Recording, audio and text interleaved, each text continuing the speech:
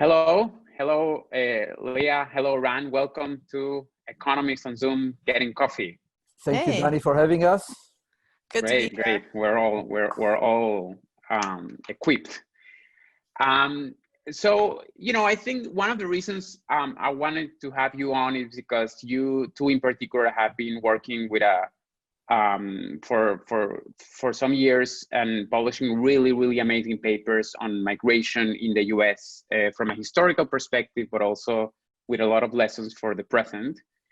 And I think that seeing as an outsider who is a big fan of your work, one of the things that characterizes your work is that you have defied in many ways some perceptions about migration to the US, and you have shown facts with a lot of data work that maybe we didn't know before or we thought otherwise. So I guess, you have a lot of papers and a lot of work and a lot of studies and even a book coming up. So I guess my first question to you is for you too, what are the main findings that throughout all this research agenda that you've had, you yourself surprise yourself about, or you think are the most insightful of all the findings you've had? Well, I guess I've been most surprised at how similar the immigrant experience is in the past and today. So I think many of us in the US have this nostalgic view about immigrants in the past. I think I certainly did before we got started with our work, that maybe it was easier 100 years ago to start from very little and arrive in the US with only a few dollars in your pocket, and then within your own lifetime kind of move up the occupational ladder. And that today it might be more challenging for immigrants to do that. But what we find in our work kind of again and again is that immigrants in the past look a lot like immigrants today. So when they arrive, it takes more than one generation for immigrants to catch up to the occupational standing or the earnings of the US born. But the kids of immigrants are doing remarkably well, both in the past and the present. So really we have to take a longer view on immigrants and their contribution to the US economy, and say that it takes 2 generations. But that's really nothing new. That was actually also true in the past. And so once we have our findings in place, then I go back to my own family story and I realize, oh, actually, this makes a lot of sense. Like the immigrant generation in my family, they never learned English. They didn't really move up the occupational ladder very quickly. But it's only, on reflection, in seeing the bigger data patterns that I went back to some of the individual stories and realized that this actually does make a lot of sense. Yeah, I would completely agree with Leah. This is exactly the thing that is most interesting for me, and the most surprising about our work was anywhere we can look at, we see how similar immigrants are today than they were 100 years ago. And this is despite this nostalgic view that Leah is talking about, that somehow immigrants in the past were better able to integrate into the US economy. They assimilated faster into society. They contributed more. Well, and yet despite all the changes that have occurred over the last 100 years, the sending countries have changed dramatically. In the past, it was mostly European immigrants who came voluntarily to the United States. And then today, 70% of immigrants are coming from Latin America, Mexico, and Asia. So the sending countries changed dramatically. The immigration policy changed dramatically. In the past, it was nearly open borders to European migrants. And today, there are immigration restrictions. And despite all the changes, anywhere we can look at, immigrants today and in the past are doing remarkably the same. And especially as Leah mentioned, the children of immigrants today are doing very well in the United States. And just like the son of a Mexican immigrant is doing very similarly to the child of an Irish immigrant 100 years ago. Right. despite all these changes. And similarly, when we look at how they integrate into the broader society, whether they intermarry, other groups, whether they apply to citizenship, the names that the immigrants give their children, we see remarkable similarities in the past and today, and all show that immigrants actually are doing quite well. And as Leah said, it takes more than one generation though. So this short-term view of that politicians tend to take that tend to kind of somehow undermine the success story of immigrants, because when you take a longer term perspective, which is most of what we have been doing, immigrants are doing much better. So what is this, when you say longer term, is 2 generations, 3 generations, is there a rule of thumb there? And that has also stayed pretty much the same in the past 100 years? We've looked at 3 different cohorts of immigrants, cohorts that arrived before 1880, and those are mostly Northern and Western Europeans. And then another group that arrives before 1910, and those are mostly Southern and Eastern Europeans. And then we look at immigrants today who are in the US by 1980. And then in each case, we're able to follow up the kids. So those are 3 different time periods in 3 different parts of the world. And we're finding in all of those cases that it really only takes to the 2nd generation, just the children of immigrants, for there to be an incredible amount of convergence. And it's especially true for, for the children of growing up in relatively poor families. So, children of immigrants born in the, to families in the 25th percentile of the income distribution. So you can think about them as working poor.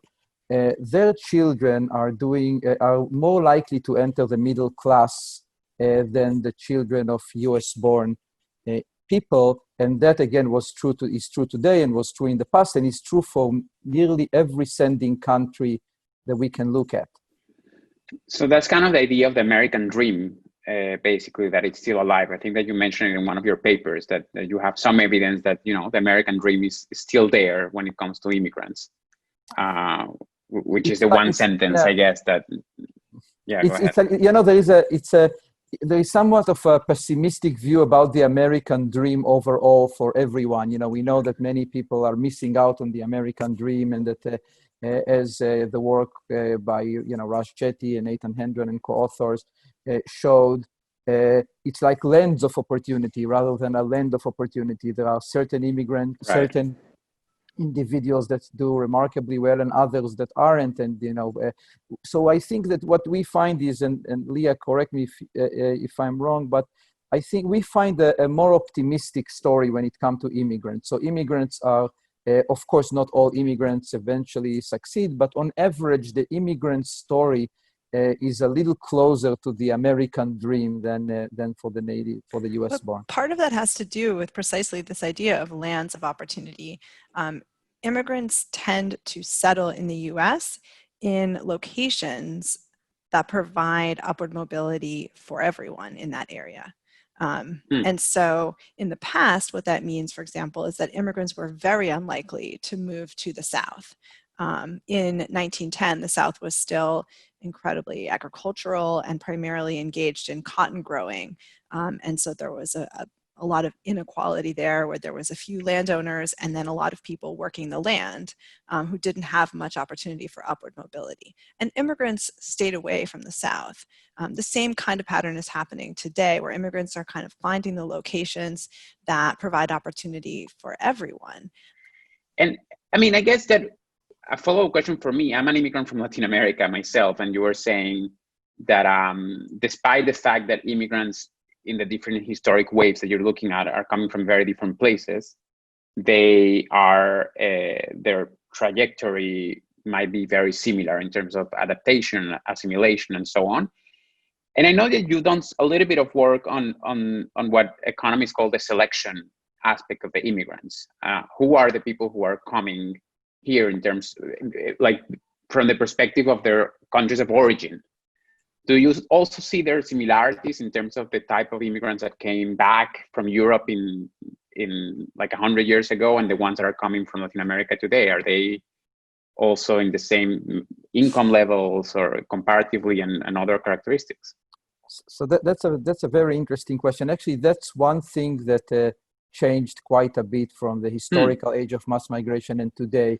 So for example, even the basics, in the past, immigrants came from more comparable economies, if you want, in Europe, and today they mostly come from the developing world.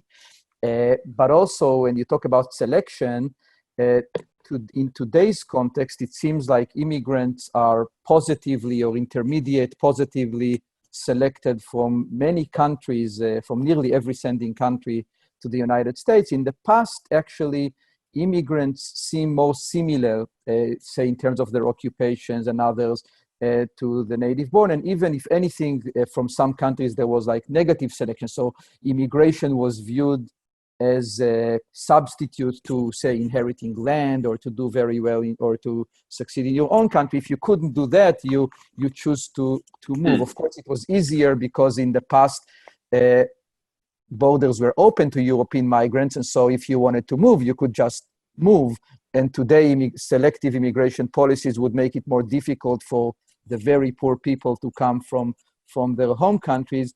And so the selection aspect is somewhat different. Of course, there is the selection on the unobservables, if you wanted to talk about immigrants being very ambitious and motivated, and that, that's very hard to measure, but I bet there is, that's been going on in both cases. But again, think about it, it's yet another example of how surprising and interesting it is that despite all these changes in selection policies, the children of immigrants are doing so well, and especially the children of poor immigrants. Yeah, our work on selection, we thought of it as sort of testing the Statue of Liberty hypothesis. So if you go to the statue, there's the poem on the base that says, "Give us your tired, your poor, your huddled masses." And we wanted to know, is that really true? Was it really the poor of Europe that was coming to the US 100 years ago? And, it seems like the answer is yes. I mean, maybe a qualified yes. It sort of depends if you're talking about people leaving urban areas or rural areas. How exactly do you define, who is considered poor in that case? But essentially, migrants at that time were either kind of neutrally selected in the sense they looked very similar to the average person in their country, or they were negatively selected. So they were coming from families where they had fewer opportunities. And today, it's really the opposite. Almost every sending country in the world is sending migrants to the US. And I don't mean sending in the sense that it's like an official policy, but the migrants that are choosing or able to come to the US are on average higher income, more education level, more wealth than the average person in their home country. I want to take this to the current moment because one of the things that also I learned from you is that 100 years ago, more or less, the percentage of migrants in the populations was very similar to what it is today, more or less, even though it went through an important decrease. So it was about 14% 100 years ago. You're saying yes, so I'm going to continue. And then it goes down to, it went down to about 7% after the quotas were imposed. And then we're again at a more or less 15%. But you've studied these quotas that basically stopped that free flow of open migration that you were referring to.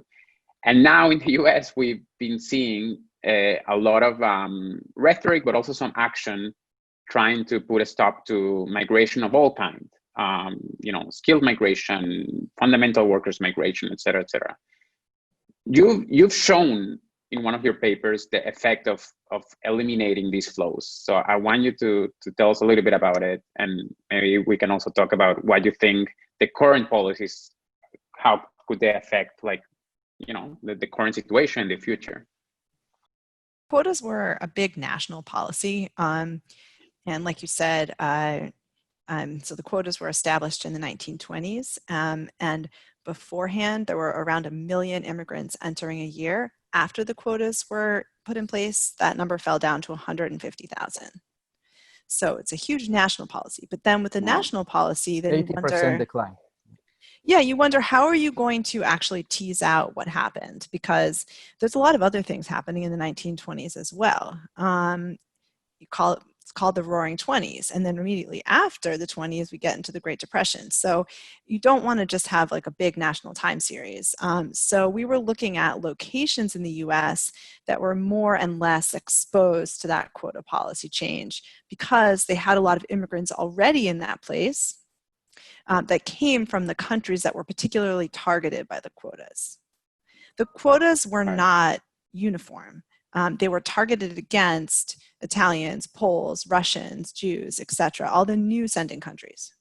So areas that had already communities of that type then received fewer inflows, and areas that also had immigrants, but their immigrants were German or Irish, etc., were less affected. And what we find is that there are many ways for the economy to adapt to a reduction in immigrant workforce. And it's not only that new jobs come up for US born. So we see different types of adaptation going on in manufacturing, in farming, and in mining, which are the three major industries and major employers of immigrants at the time. So for manufacturing, we do see what looks like some US-born workers moving to areas where immigrants were no longer coming in. It's sort of a sign that they might be taking jobs that immigrants otherwise would be doing.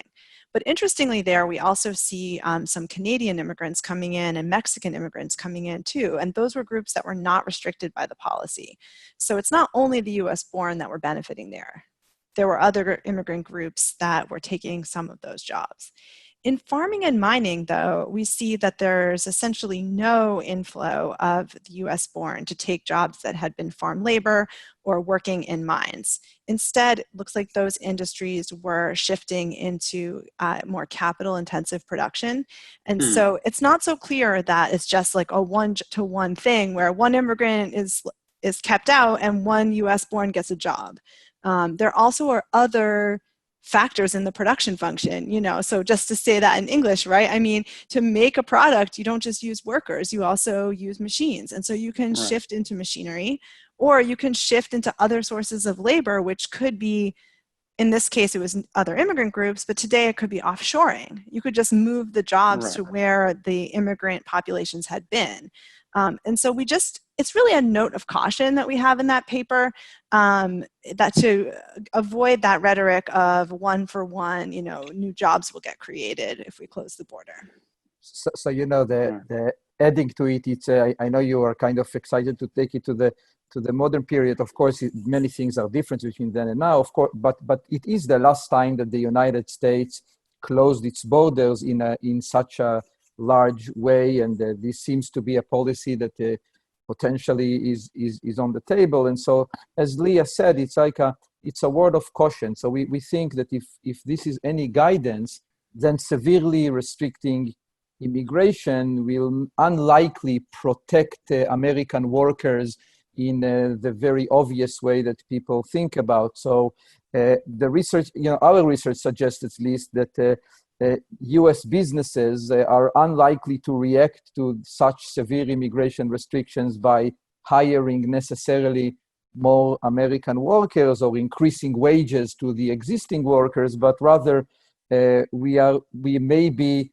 seeing job being outsourced, like Leah said, and workers being replaced by, say, today would be AI technology and things like that.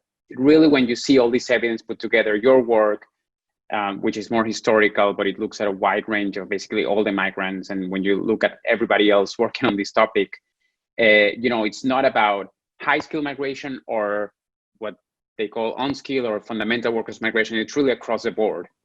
I think that the evidence shows overwhelmingly that stopping that migration is really not translating into what the conventional wisdom or the rhetoric in terms of politics could be.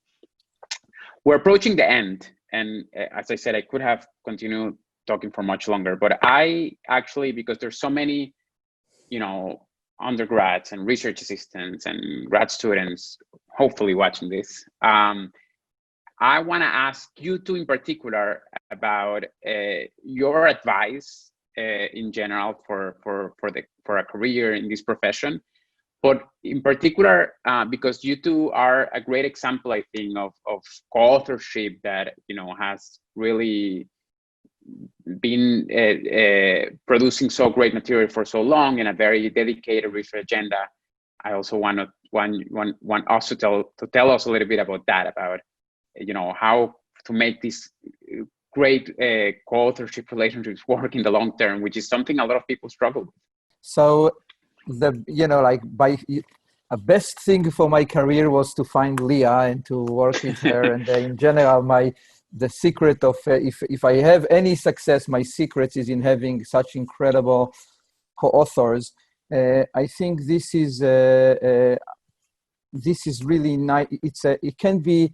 The research work is very difficult. There is a lot of work going into it before you have any results and anything to show for this. It's not all of the work. Not all of the work is super flashy, like talking to you over cappuccino on research findings. There is a lot of actually grinding and working really hard on small details and working on this with other people, and actually, for me, especially with people you like and that you get along with, to me, more than how your skills matches and how whether you're complementary or substitute, in terms of co-authors, to me, it's about how you get along as a person, because and how you get and things like that. So to me, finding great co-authors, I don't know if we were very lucky or if there is a formula, but I do think it makes the work so much more fun and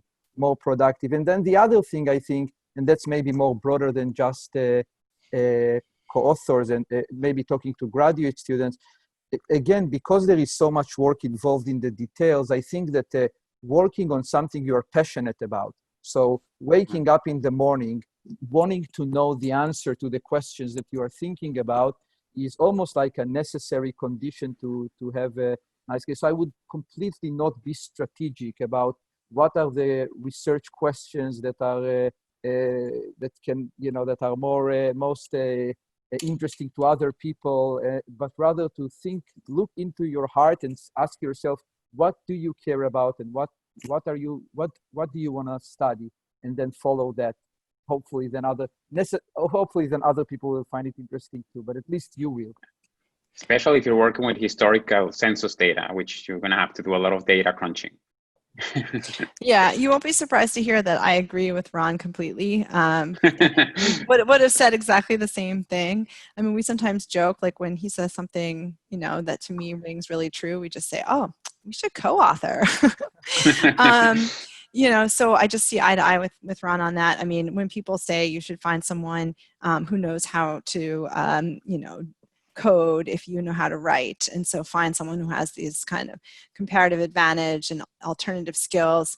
I don't think that's nearly as important as just finding someone that that you trust and get along with and kind of work well together. To some extent, you have to have a little bit of trial and error, maybe, like you start working with 3 or 4 people and then figure out how the working process happens, and then stick with the people or the person who you really connect with. And another thing that people say that I really disagree with is that, you should work on 3 or 4 different topic areas, that your dissertation could be multiple chapters on 3 totally different things.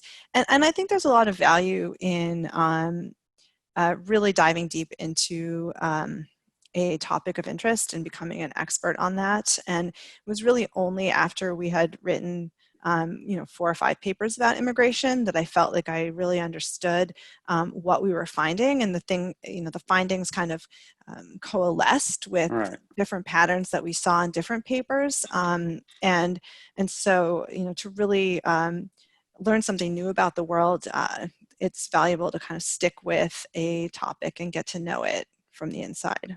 Great. Well, this is definitely music to the ears of many. I appreciate you sharing the secret of working with nice and fun people. That's why I summarize it. So I think I'm doing that. I'm pretty sure, actually, with my own co-authors.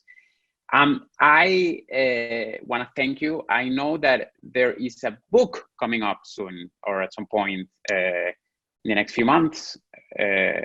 So, how is your or dissertation why don't you going? tell me? Why don't you tell me when is the book coming up? Yeah, Dany, if we weren't talking to you, we would be writing the book right now. So we're actively working on it this summer, Got it. and it should come out in around a year. And we are very excited about it. It's like Leah said, the whole is much bigger than the sum of its parts. We find in our research, and so we think we have learned so much. And the idea is to bring data and long-term perspectives on the immigration debate and on some of that is typically based on anecdotes and stories rather than on facts. And we are really excited about this. I don't know if it will come in a few months, Dany, but maybe give us a year, maybe. I meant a few semesters. Sorry. Yes. Good. Well, I'm a big fan, so I'll be in the lookout. And thank you so much for your time and for all your insights. I appreciate it. Dany, thanks a lot for having us. It was really fun. Yeah, thank you. Thank you.